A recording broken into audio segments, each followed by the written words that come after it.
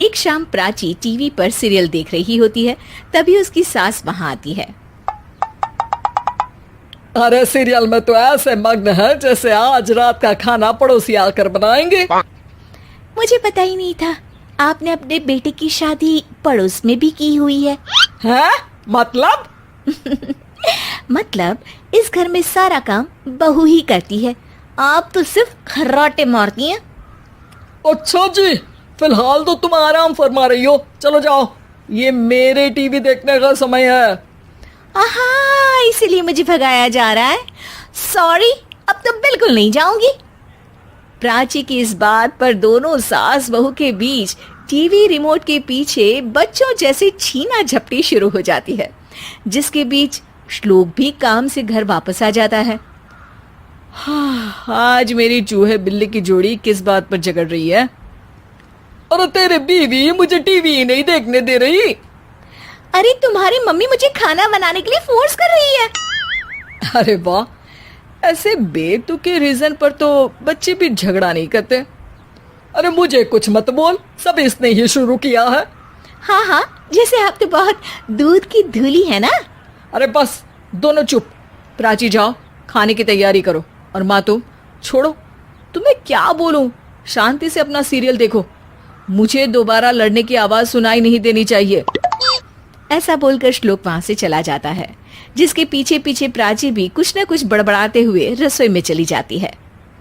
हाँ हाँ, सासू जी को तो कुछ बोलेंगे ही नहीं, बस मुझ पर ही हुक्म चलता है, खाना बनाओ, जैसे मैं इनके घर में खाना बनाने के लिए आई हूँ। इसी तरह शाम बीतती है और रात को श्लोक और प्राची की सास खाना खाकर सोने चले जाते हैं, लेकिन प्राची गुस्से में कुछ खाए बिना काम में ही लगी रहती है। इस घर में किसी को घंटा फिक्र नहीं पड़ता, मैं खाऊं या भूखी रहूं। प्राची कुछ देर के लिए रसोई से बाहर जाती है और जैसे ही वापस आती है तो वहां दूध का भरा ग्लास देखकर हैरान रह जाती है। फिक्र पूरी है, बस दिखाना नहीं है। प्राची दूध पीकर सोने चली जाती है और अगली सुबह एक बार फिर सास बहू का कार्टून नेटवर्क स्टार्ट हो जाता है।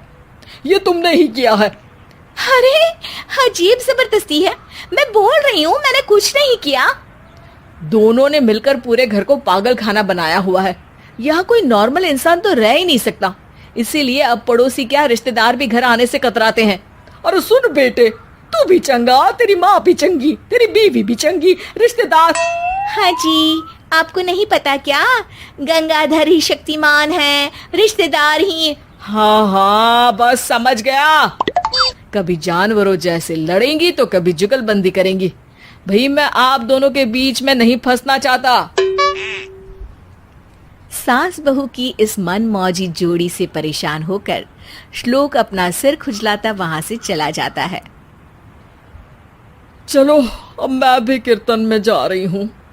इस पर जैसे ही सास कमरे में अपना पर्स लेने जाती है तो वहां नाश्ते की प्लेट रखी देख मुस्कुराने लगती है और नाश्ता करके घर से बाहर निकलते हुए कुछ पैसे टेबल पर रख जाती है, जिसके कुछ देर बाद सिलेंडर वाला घर आता है।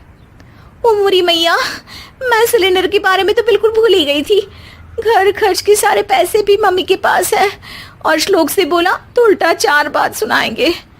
प्राची ये सोच ही रही होती है कि अचानक उसका चेहरा चमक उठता है और वो घर में आकर इधर उधर देखने लगती है। तभी उसकी नजर टेबल पर रखे पैसों पर पड़ती है, जिन्हें वो सिलेंडर वाले को दे देती है। ये सब श्लोक देख लेता है। अच्छा बेटे, इतना बड़ा घोटाला, सबके सामने मैं तेरी दुश्मन और पीठ पीछे तेरी मेरी यारी। इस पर श्लोक एक प्लान बनाता है और शाम को सब एक साथ बैठे होने पर बोलने लगता है।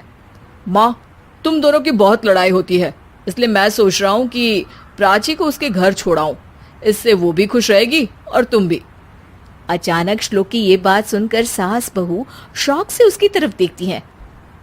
अरे ऐसे कैसे घर छोड़ाओगे, मुझे कहीं नहीं जाना। अरे तुमने बोला नहीं पर मैंने सुन लिया, तुम्हें मम्मी के साथ रहना अच्छा नहीं लगता, मुझे पता है। अरे वाह, अरे जब बहू खुद कुछ काम बोले तो वो तुझे सुनता नहीं, और अब जो इसने बोला ही नहीं वो तू समझ गया। जब उसे नहीं जाना तो फिर जबरदस्ती क्यों कर रहा है? अच्छा, फिर आपको मौसी के घर छोड़ाता हूँ, बस अब आप दोनों एक घर में एक छत के नीचे नहीं रह सकती।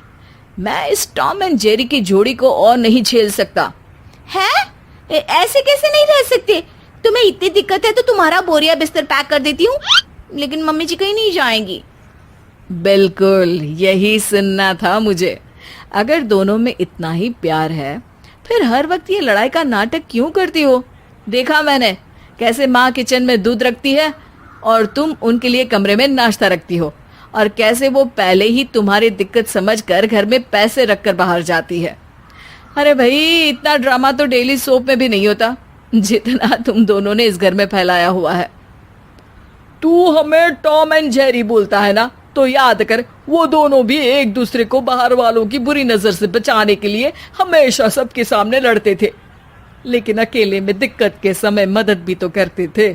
बस हमारा रिश्ता भी कुछ ऐसा ही है। और वैसे भी अगर सास बहू में तू मैं नहीं होती तो दुनिया वालों को कहानियां कैसे मिलेंगी?